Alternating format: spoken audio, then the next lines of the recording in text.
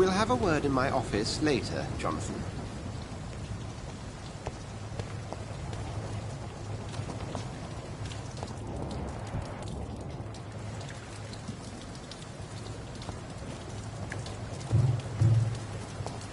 Come on, you bastard! You can do better than that! Nah, it's my turn!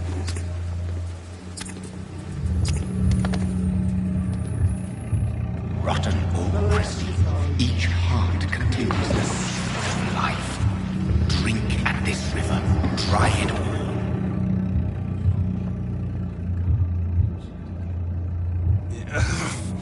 Oh, come on, you bastard! I won't bite! Sir, please. You've lost too much blood. Calm yourself. You think I didn't notice? Stop your staring and get me to an hospital, you arse!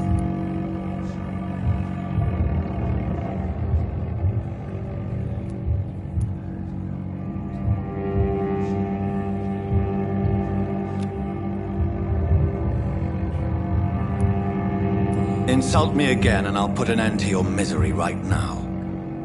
Alright, sorry. I am in pain here. My guts are spilling out onto the street and you're yabbering on. Yes. That's a very nasty wound you've got there. Take my word, I am a doctor. Dr. Jonathan Reid. Name's Clay Cox. I'd appreciate you helping me to a better place, Doc. Follow me, Mr. Cox. Let me assist you to that better place.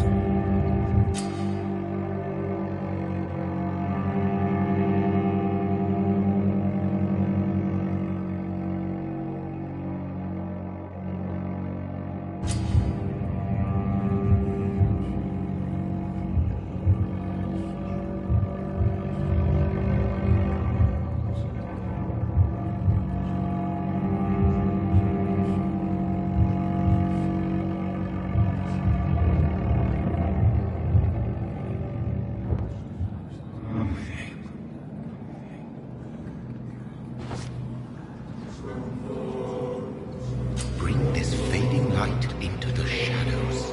Dance with him the dance of life and death.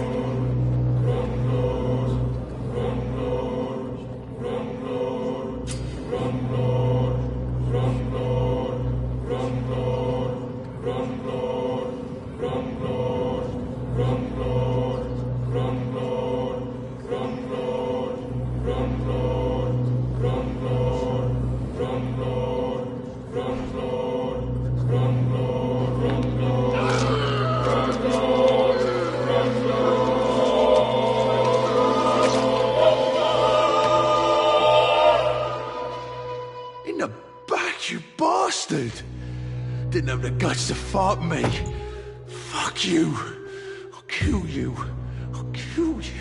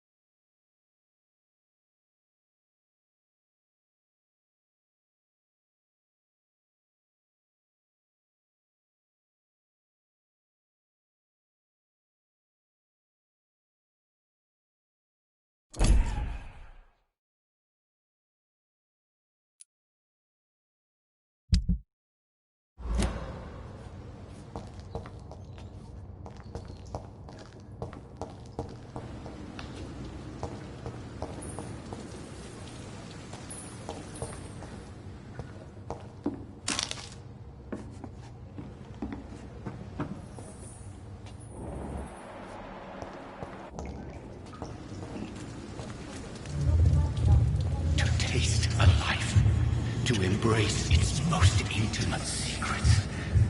Such a burden, such a divine sin.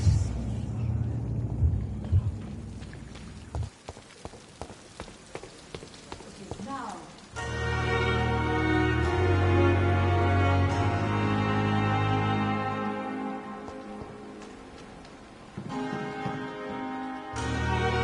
Good evening, nurse. I'm Dr. Jonathan Reid, the new surgeon here at the Pembroke. Dr. Swansea has already told us about you, sir. I'm Nurse Gwyneth Brannigan. Welcome to the Pembroke Hospital. Did he really? It's a good thing I wasn't hoping to keep a low profile. All members of staff have already read about your new blood transfusion technique. Dr. Swansea made sure of that. I see. Well, I'm a little surprised, but I suppose I'll just have to deal with this unexpected notoriety. You must know, blood transfusions are Dr. Swansea's primary subject of research. He is convinced it is the future.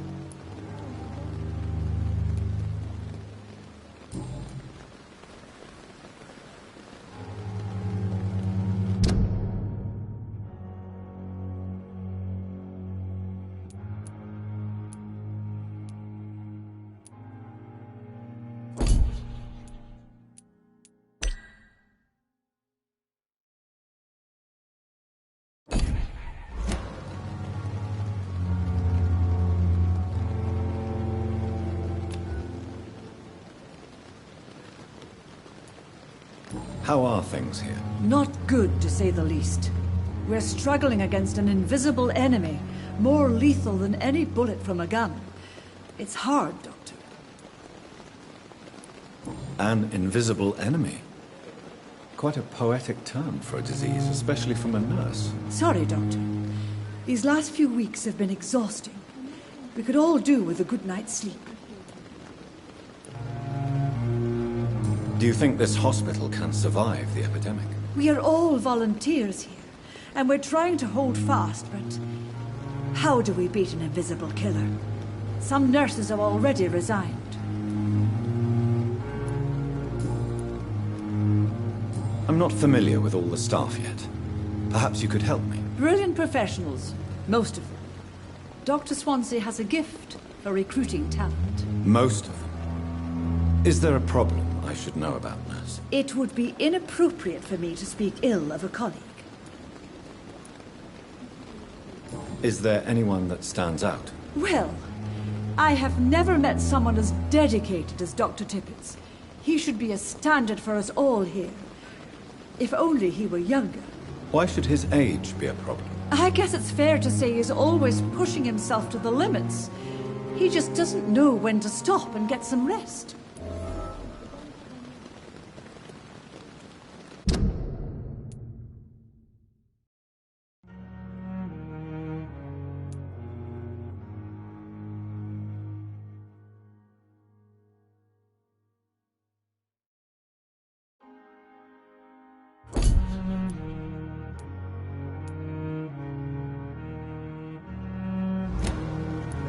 Nurse Brannigan, if you do know something, please tell me.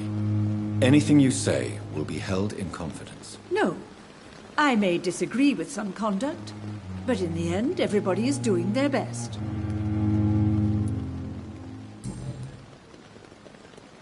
Do you require medical assistance, nurse? Thank you for your concern, but I'm fine.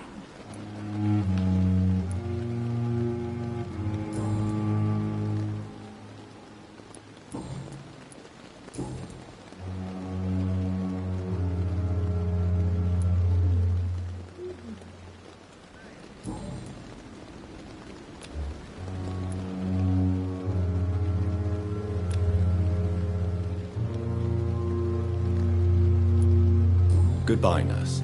Call me if you need assistance.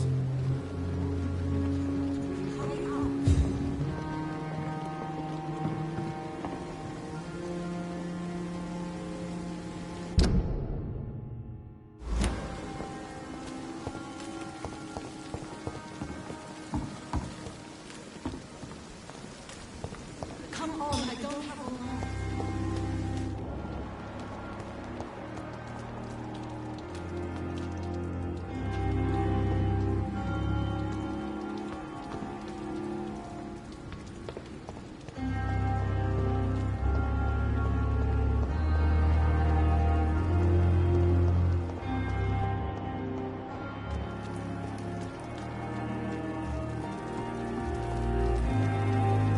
Doctor, where have you been?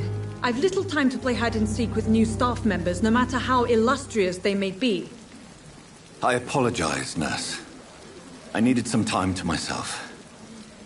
This has been the longest and strangest night of my life. You delivered poor Mr. Hampton from a terrible fate. The means to that end should be of little concern, Doctor. Thank you, nurse. What can I do for you? Dr. Swansea insisted we provide you a quiet office. You'll find it on the second floor with your name on the door. Thank you. Nurse Crane, isn't it? Yes, Dorothy Crane. Welcome to Pembroke Hospital, Dr. Reid. Your office has been prepared. I would like to ask a few questions first.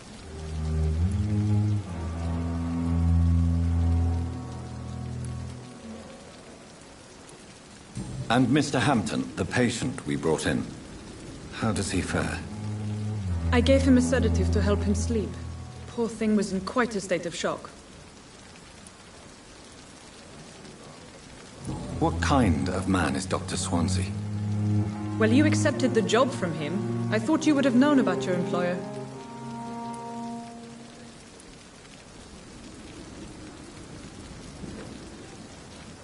Apologies, I've only just met him the once. This is sudden. I've only just returned to England. Dr. Swansea is a brilliant surgeon and the most compassionate physician. It's right to assume Dr. Swansea knows far more about me than I do about him. You'll get to know him soon enough, and better than me. The administrator has better things to do than mix with us.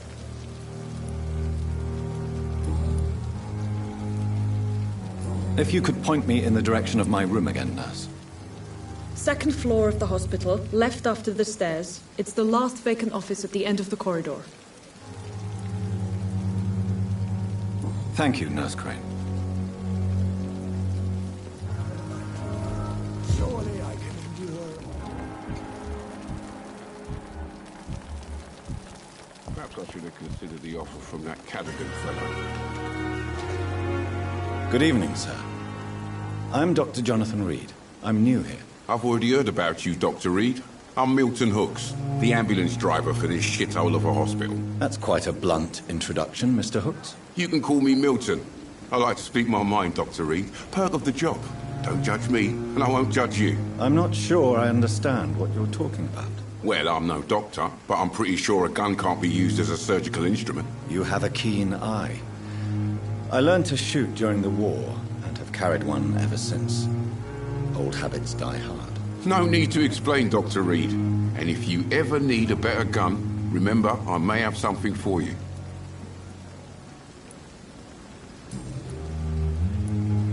How is the situation around here? You want to hear the situation is all right? It's fucking awful. We lack everything, and it's getting worse every day. Are you really smuggling weapons through the hospital? And why not? I've already been attacked by patients, you know. And by gang members willing to steal my money. But you're not defending yourself. You're selling guns to civilians. You keep people alive your own way, Doctor. I offer them another way to protect their health. So what do you do exactly in this hospital?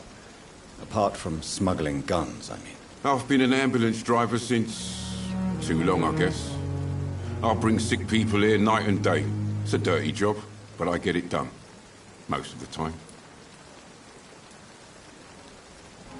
Since you're on the front line, how is the sanitary situation in this vicinity? It's a complete disaster. It's even getting dangerous to enter some streets or buildings. Even the locals attack you. It sounds like things have been a bit rough recently. What's happened? Yesterday I got attacked by the patient I was bringing in. I escaped through the hospital's garden, but I lost my wallet when I was running. You left an infected patient outside the hospital? That's incredibly dangerous. Go there yourself if you want, but be careful, Doctor. I'd rather not bring your dead body back.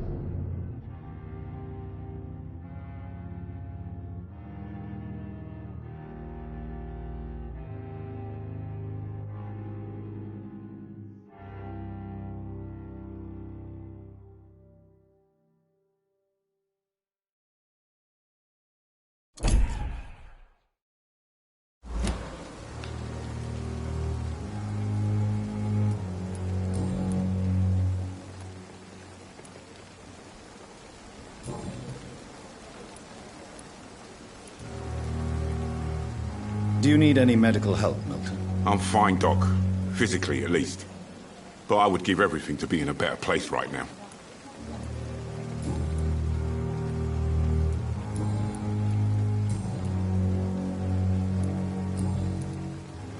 I'd like to see your goods. Wise choice, Dr. Reid. A reliable gun is what everybody needs these days.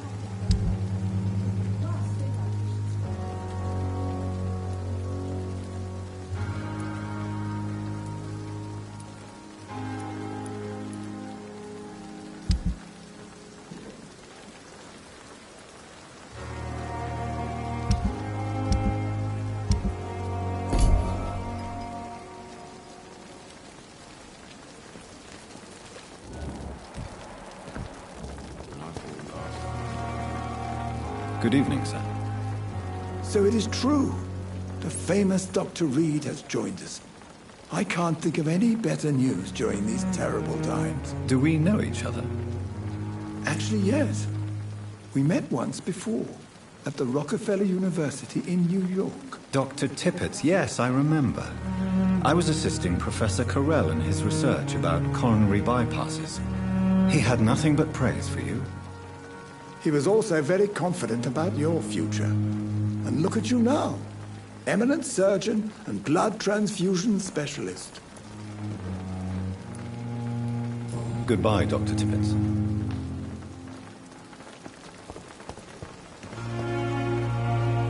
Good evening, Dr. Tippett. Dr. Reid, any good news to share?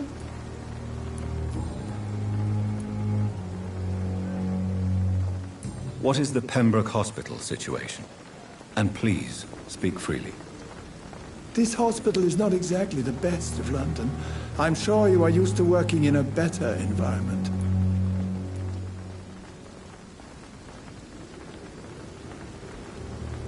It's more than enough. In any case, the personnel of a hospital are much more important to me than the building. Don't be misled by appearances, Dr. Reid.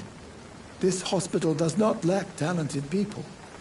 It just lacks hope.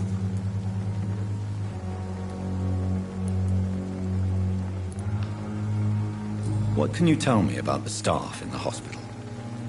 Some are really good, and others are not so good. But during this troubled period, there is no time for slander. I prefer to focus on the positive character traits. Tell me more about cherished people, then. Nurse Brannigan is a pearl. She is the most helpful and dedicated nurse I've ever worked with. A clever and cheerful woman. You really seem to admire her skills. I'll go even further. If she was a man, she would be a damn fine practitioner. Any opinion about the management? I don't always agree with Dr. Swansea's reserve, but I must admit he does all he can to keep this facility running during this crisis. Ah, yes, the burden of command. I was fed up with this concept while serving as a medical officer. Don't get me wrong. Swansea's a good administrator. I just wish he would get out of his office now and again.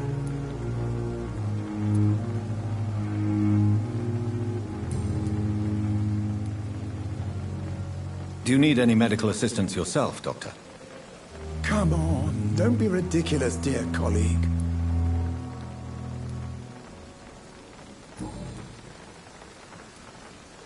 You're exhausting yourself, Corcoran. Maybe you should think about preserving your strength. No, we must keep on healing all those poor souls. We are the last rampart before chaos. Once more, unto the breach.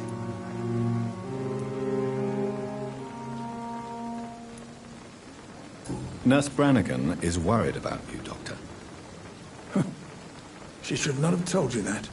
I will have a word with her. You don't have to blame her for her honesty. I'm not that kind of man, my dear Jonathan.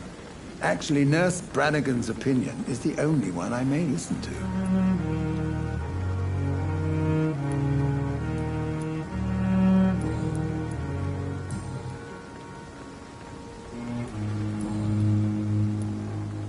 Goodbye, Dr. Tippett.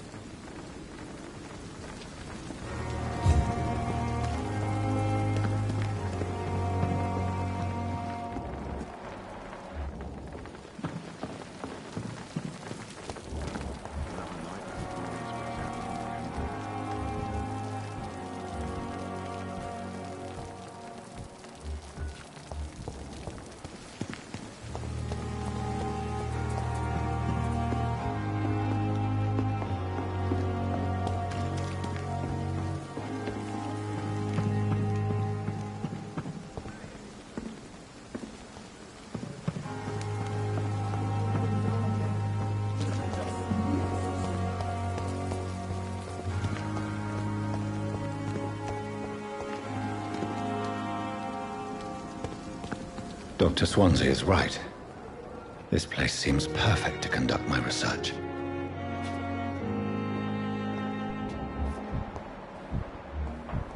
A giant morgue disguised as a hospital. That's Pembroke You nowadays. are going to reveal all your secrets to me. Good evening, nurse. Good evening, Doctor. I don't think we've been introduced yet. My name is Pippa Hawkins. And I'm Dr. Jonathan Reid. Dr. Swansea has recently offered me a position in this hospital. Well, it's a euphemism that your help will be appreciated, Doctor.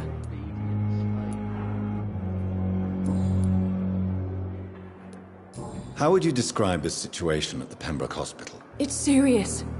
The flu is wreaking havoc amongst the staff and patients. We are running out of everything.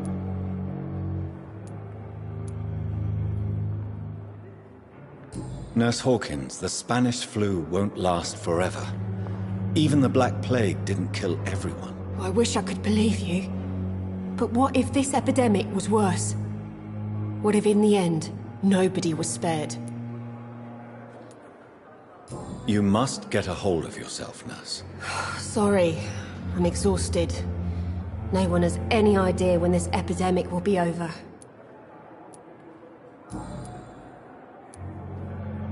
How long have you been a nurse? Well, long enough to see that the epidemic is winning. And no matter how qualified you are, don't tell me you'll change that.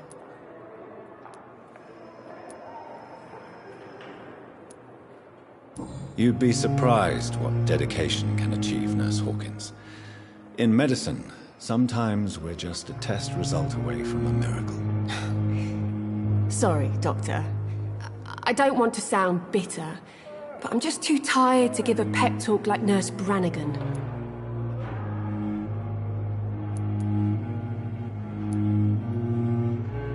How is the Pembroke staff coping with the epidemic? Well, not well.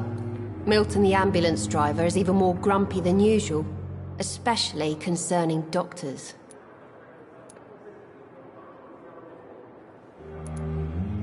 Why is Milton grumpy on a daily basis?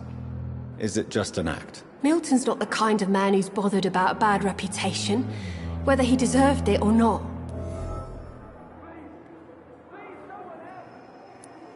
Why does Milton dislike doctors? I don't know. Just ask him. But be warned, Milton is not the chatty type.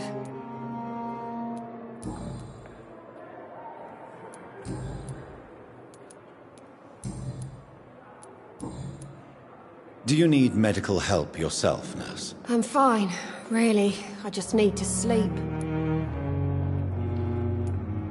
Goodbye, Nurse Hawkins.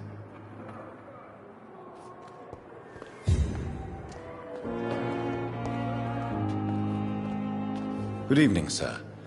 Can I help you? Unless you're here to fix my face. No. I don't think you can help me. I'm Dr. Reid. I've recently taken the position of head surgeon here. War injuries, am I right? You guessed right, Doctor. German shell took my pretty little mug right off. But they still call me Thomas Elwood.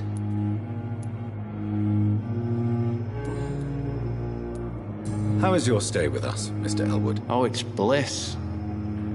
I just escaped death in the trenches to be surrounded again by the moans of the dying. Can I ask you precisely why you're a patient here? It's the pain, sir. The drugs don't work. It just hurts under the scars, if you get my drift. Who is treating you? Is someone in particular looking after your case? Nobody since the old and tired doctor spoke to me. Started to think I was forgotten about. Won't blame you. You don't seem worried by that. My face hurts so much more when I smile or cry. I've learned it's easier not to speak. But be assured I'm smiling inside. Can I do anything for your pain? Nurses gave me a bunch of pills. No effect. Told you. It's like the flames are under my skin, burning away.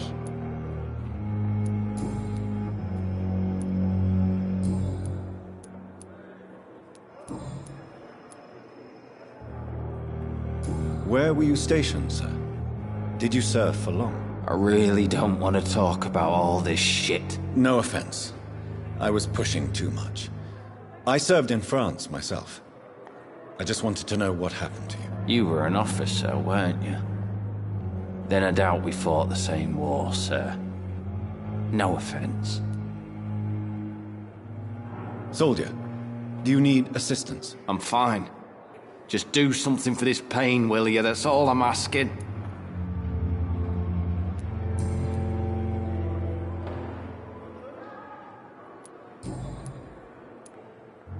Goodbye for now, Mr. Elwood.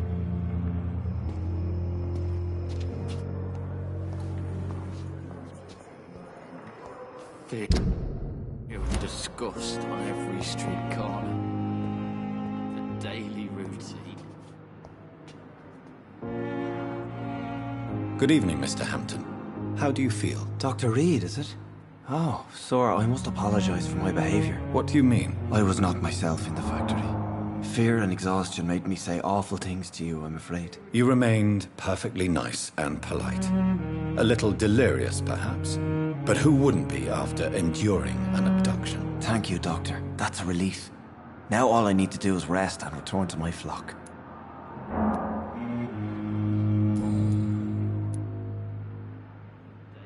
How did you end up in William Bishop's den? I had received alarming news about his recent behavior. I went to his place and he refused to let me go. Why did he abduct you? William was an alcoholic. His addiction suddenly changed to blood. I don't know why. Just like a patient I met here. This Miss Hawcroft. You dared to enter this awful place alone. You're a hero, Mr. Hampton. Or a fool. I'm just a man trying to help his friends, Dr. Reid. William Bishop was a conflicted soul, searching for light.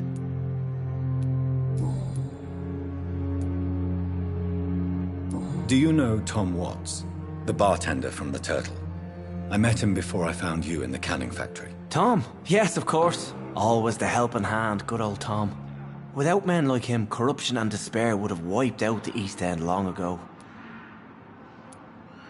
People are still in despair. How could it be otherwise? The authorities have left us all to rot in this contagious nightmare. No drugs, no advice, nothing. It's a damn shame. Who should I avoid in this part of town, then? Any particularly evil figures? Not really. Most men and women are just doing their best. And it's not my habit to speak ill of people I know, Doctor.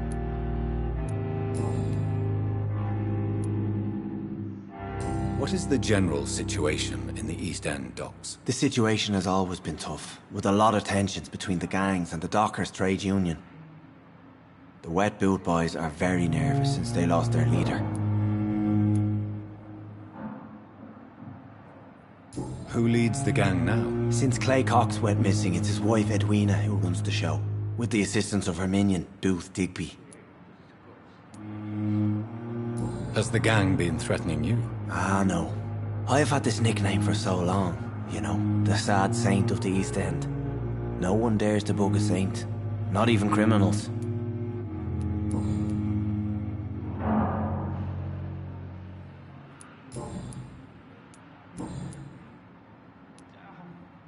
What do you do for a living, Mr. Hampton? I can't help but notice the cross around your neck. I manage a night asylum for the poor and homeless of the docks.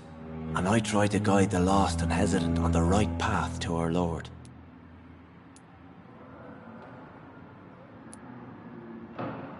Why didn't you use your cross against William Bishop? To repel him somehow? That's a very strange question, Doctor. A cross is no magical token, if that's what you were trying to say. Not mine, anyway. Are you a priest, Mr. Hampton? A deacon, maybe? Not at all, Doctor. I'm just a man of faith willing to preach the good word.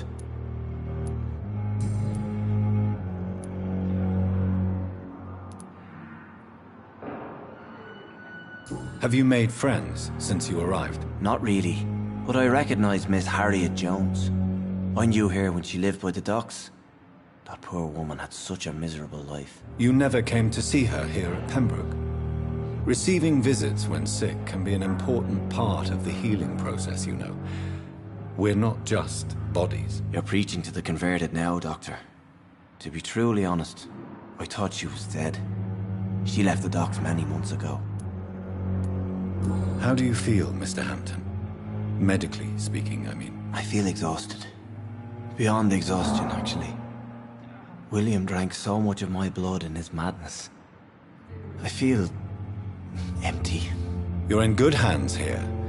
Dr. Swansea is well versed in blood transfusion, and I'm sure he'll take the best care of you. Thank you, sir. I believe all I need is rest. And then I can go back to the people who need me.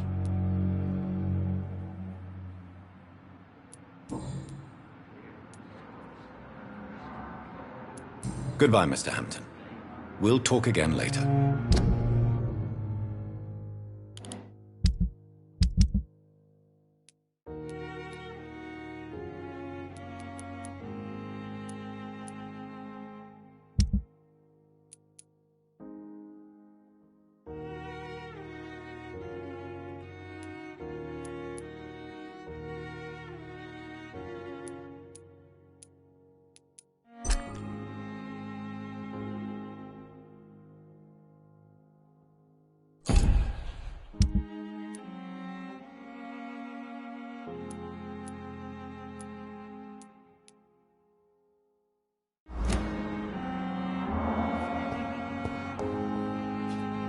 It's locked.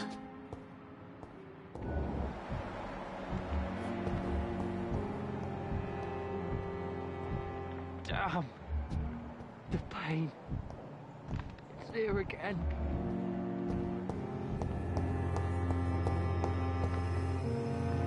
Good evening, miss. I'm Dr. Reid, the new surgeon at the Pembroke Hospital. And who are you? Your name has no meaning to me, mortal.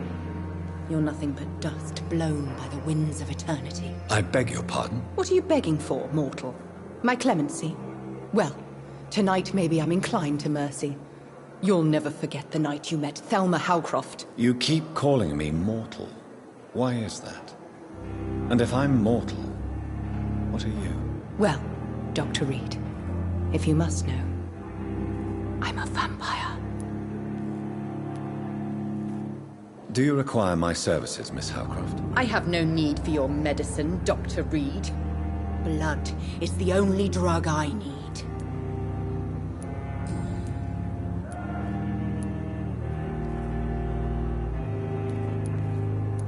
And why do you believe you're a vampire? I don't need to believe anything. It is what I am.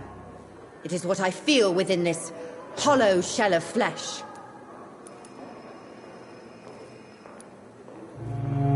I see. Have you ever heard of Cotard syndrome, Miss Howcroft? Never. It's a mental illness discovered by a French neurologist named Jules Cotard. The affected patients are delusional. They believe that they are putrefying, that they are dead, a ghost or a ghoul, or in your case, a vampire. Delusional, you say? Oh, sad and petty mortal. You can't even begin to understand the concept of immortality. And you think it is I who am delusional.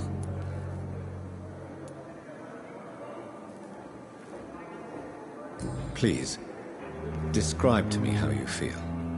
What is it like to be a vampire? I can hear my body crumble from the inside as my flesh cracks and fades.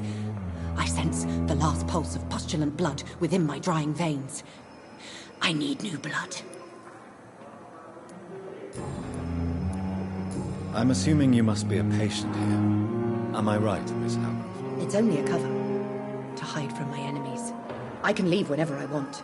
As a woman, a spirit, fog, or bat.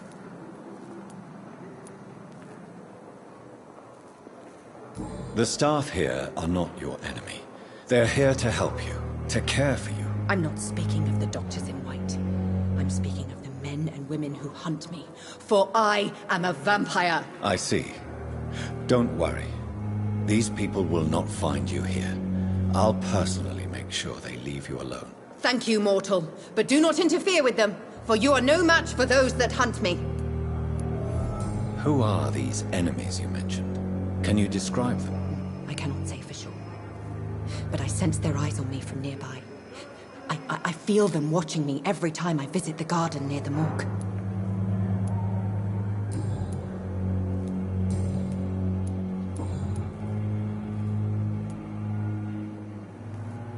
Who are you really, Miss Howcroft? I mean, apart from being a vampire. Is that not enough for you, puny mortal? What do you require? Proof of my powers? I'm curious to know who you were before becoming a vampire. No, it's such a long time ago, I don't remember. Centuries of unholy life can have strange effects on one's minds, you see? I'll leave you, Mistress of the Dark, to your nocturnal activities.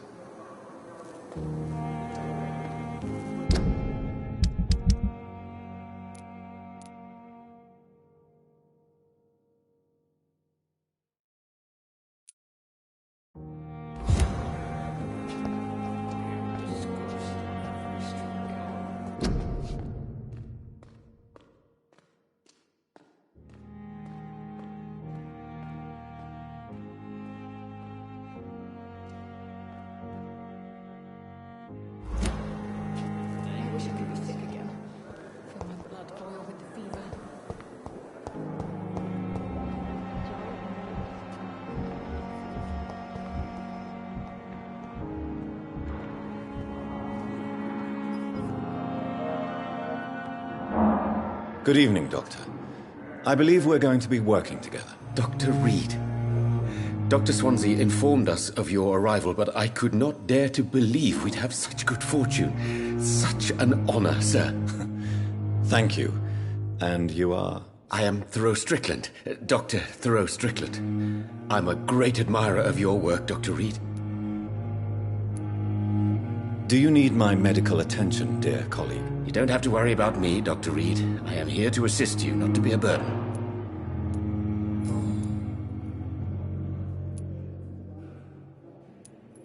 What can you tell me about the Pembroke? Well, it has always been an honor to work with Dr. Swansea.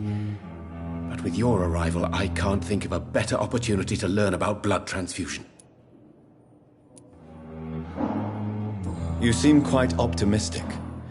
It's a rare and precious attitude in these difficult times. I'm convinced that this epidemic is a test of endurance and dedication for us men of science. Questions remain about our capacity to resolve the situation. True.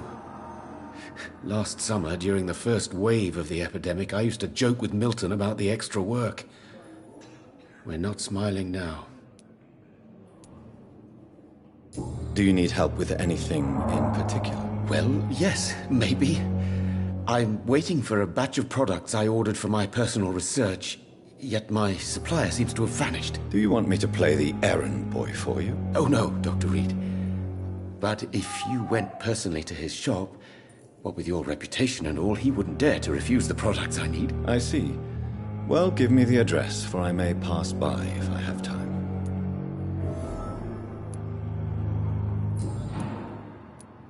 Please, could you tell me something about yourself? I'm a great admirer of your work concerning blood transfusion, Dr. Reid. I run my own experiments. I'm convinced it's the future.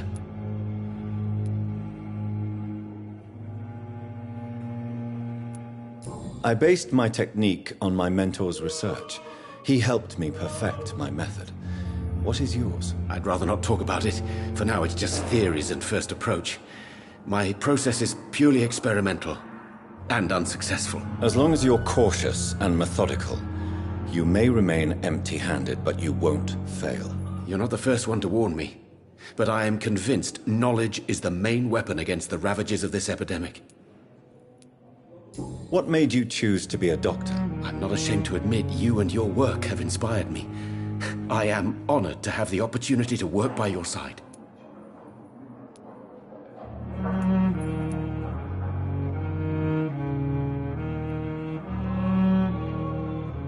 It's always a pleasure to share scientific and medical knowledge with someone eager to learn.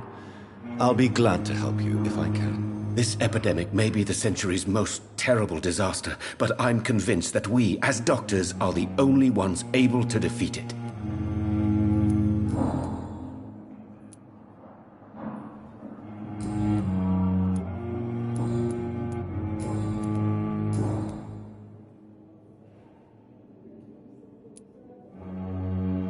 Tell me more about your willingness to experiment with new medical techniques. Harvey Fiddick is a patient suffering from a severe injury that could cripple him if not treated correctly. I'm convinced your blood transfusion technique could help him. What is it you really want? To save him, or to prove your point? Fair question.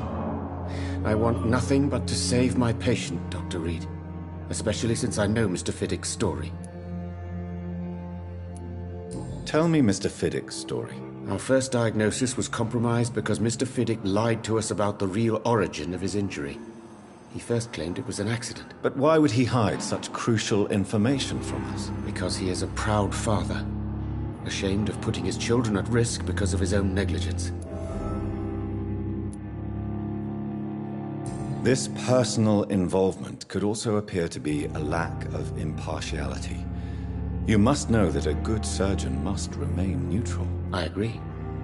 But that does not excuse Dr. Aykroyd's behavior, a man who did not even take time to converse with his patient. Do you think keeping his distance was a mistake?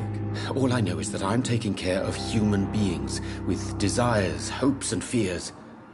Not some biological machine comprised of blood, bones, and flesh.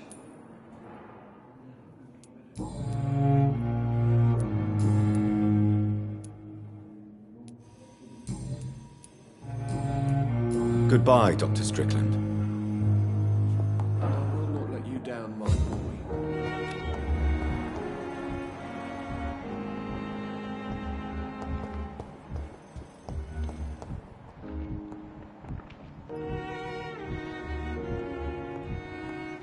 I'm so tired. Will this shift never end?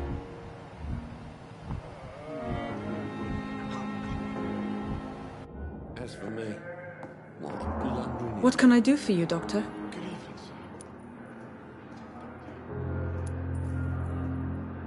Thank you, Nurse Crane.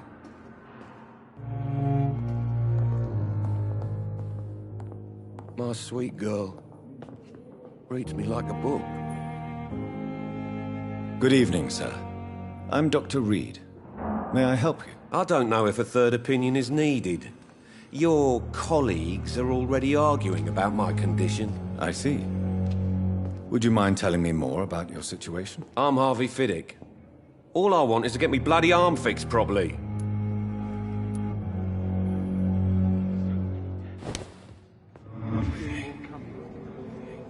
How can we be sure we're making a difference?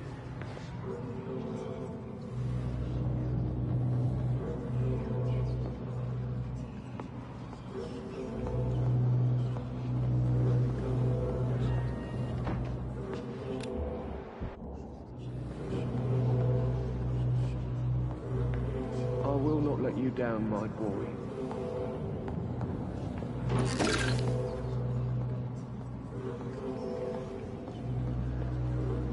Good evening, Mr. Fiddick. Good evening, Dr. Reid.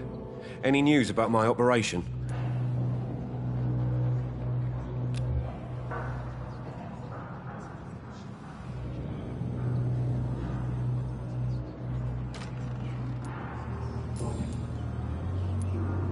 Tell me about yourself, Mr. Fiddick. I'm just a regular guy waiting to get his arm fixed, so I can return to work and to my family. I was more curious about what you were doing before being hospitalized. I'm a carpenter, and a good one too.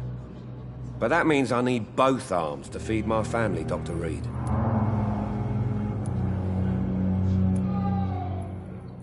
Tell me about the doctors who are arguing about your case. Strickland and Aykroyd.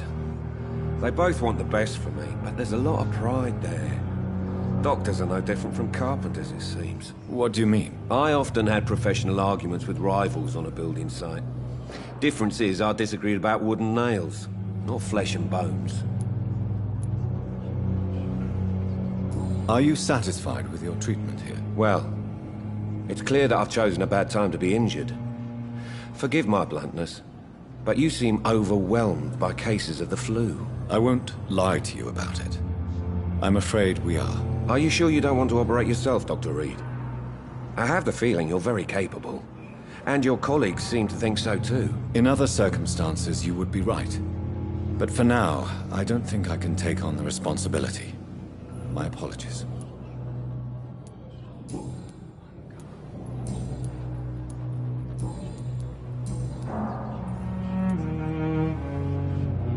Tell me about your injury, Harvey. Why do you feel so guilty about it? My wife died because of me. And now I may lose everything because I've been careless enough to hurt myself. What an arsehole.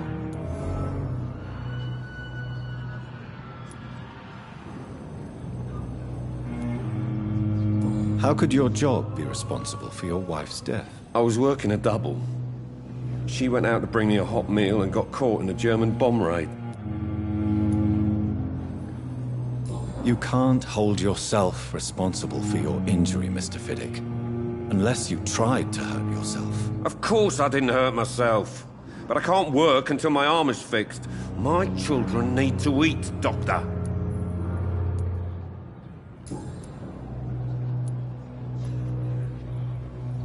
Tell me more about the death of your wife, Harvey. 1915. I was in the army. Building workshops for the Royal Flying Corps. Helen was happy I wasn't sent to the front. What happened? The Germans sent Zeppelins to bomb the construction site, but they missed their target. My wife was bringing my dinner when the bombs fell. I'm sorry for your loss. So many died during the bombings. I served in France and witnessed the carnage there. I would like to say that she didn't suffer. Truth is, I have no idea. I just know that I'm all that me kids have. Poor little bleeders.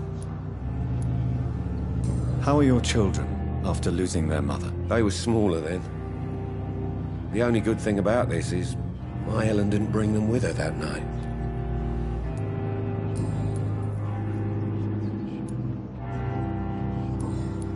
Is there anything else that's bothering you? Can I help in any way? I'm all right. Considering the state of this place, I should consider myself lucky, I guess.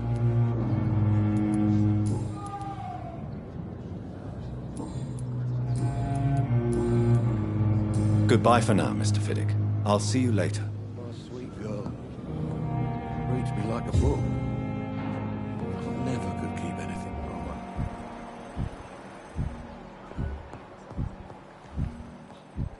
I'm all right. Don't waste your time with me.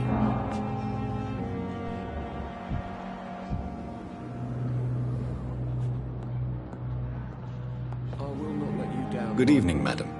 Can I help you? It's my son who needs you, sir. I'm Dr. Jonathan Reid. How can I help your son? I'm Beatrice Goswick, mother of Mortimer Goswick. Could you check on him, please, Dr. Reid? I've heard much of your talents as a physician.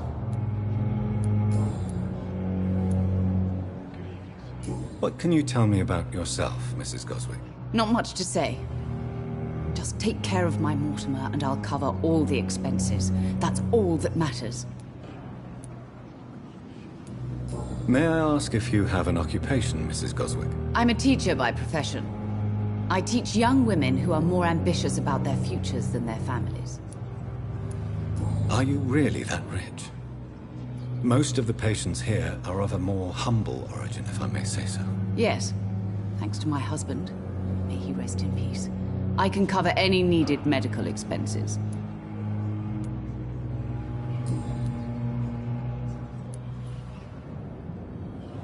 What do you think of your reception here? Any complaints? I have had the uttermost reservations about this hospital since we arrived. But we had no other choice, considering the state of emergency. Is there something in particular that's bothering you? Some of the staff were not especially welcoming. I suspect they're not accustomed to dealing with patients of such social standing.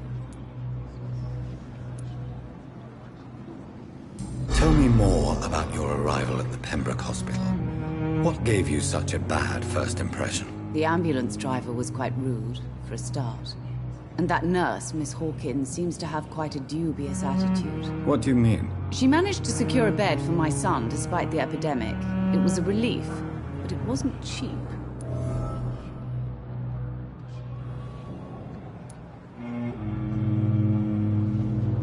She charged you for a bed? Yes, and I paid without question, considering the urgency of the situation. I share your concern, Mrs. Goswick. Be sure that I'll talk to the people involved. I don't expect compensation, Dr. Reid. but I'm aware such behavior would not be tolerated in other hospitals.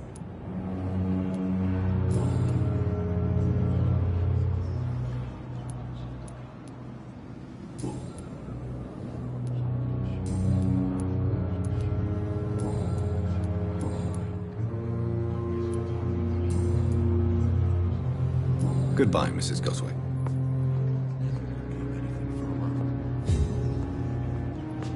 Good evening. I'm Dr. Reid. Can I help at all? No. Really? Why are you here, then? I don't want to talk. My throat hurts too much. I suppose that this pain is the reason you're here. Is someone taking care of you? Yes. And no. Could you at least tell me your name, sir? Mortimer. Mortimer Goswick.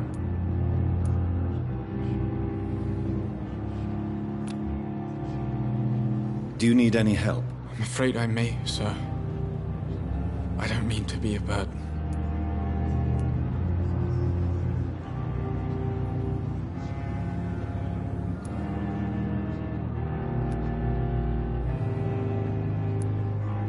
I will see you later.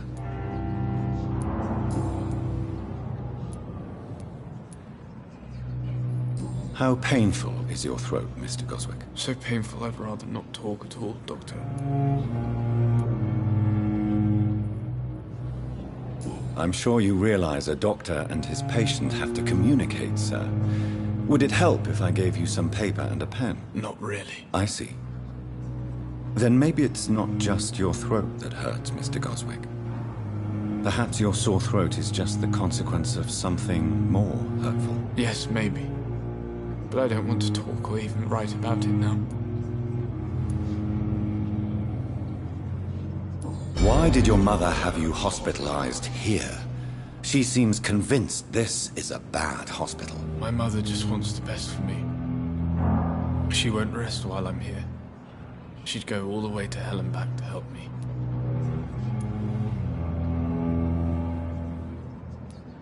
Is your mother bothering you? As your doctor, I can ask her to leave you alone if you would prefer. That's tempting, Doctor. But you have no idea what my mother is capable of. She would tie herself to my bed if you asked her to leave. Pembroke Hospital may look unorthodox, but rest assured, you're in good hands here. It's not me you have to convince, Dr. Reid. It's my mother.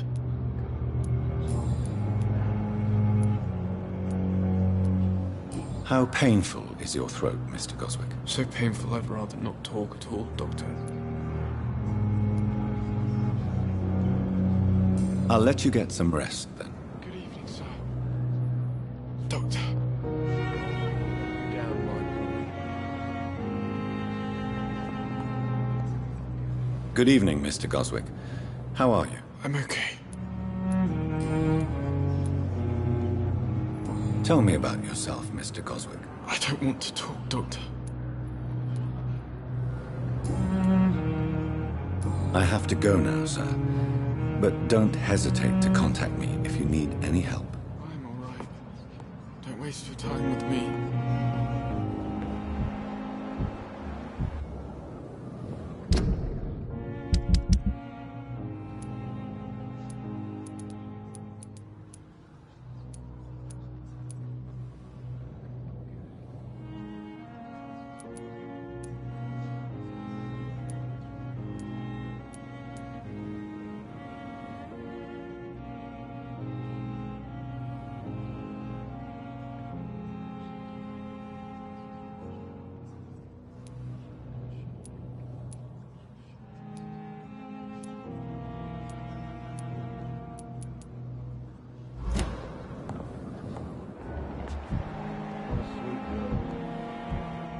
Like a book.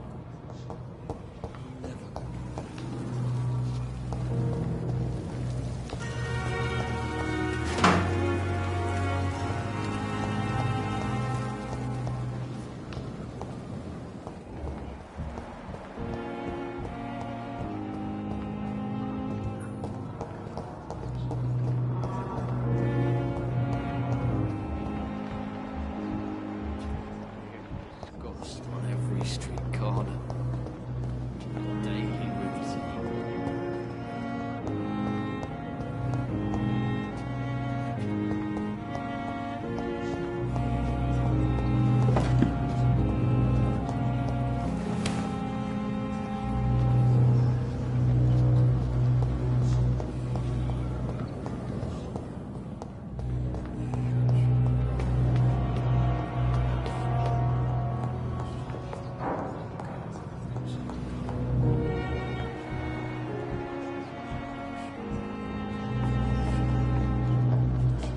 Not now.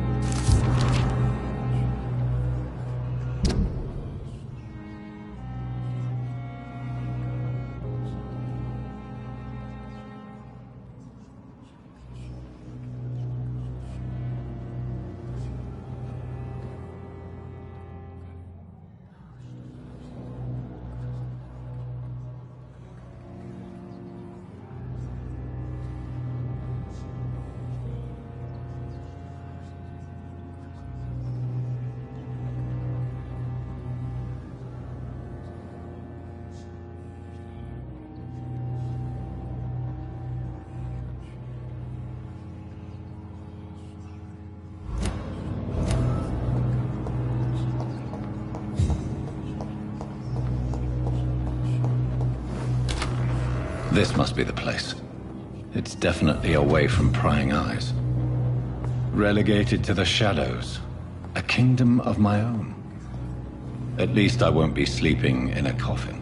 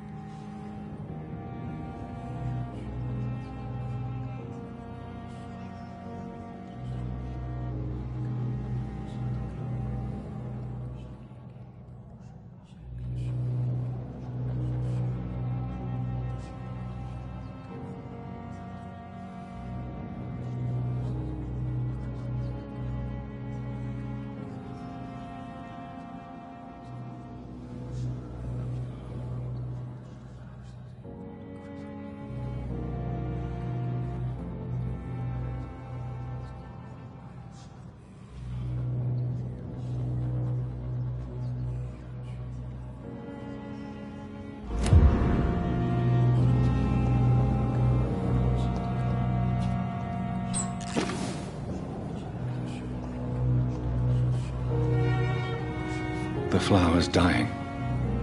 It needs water.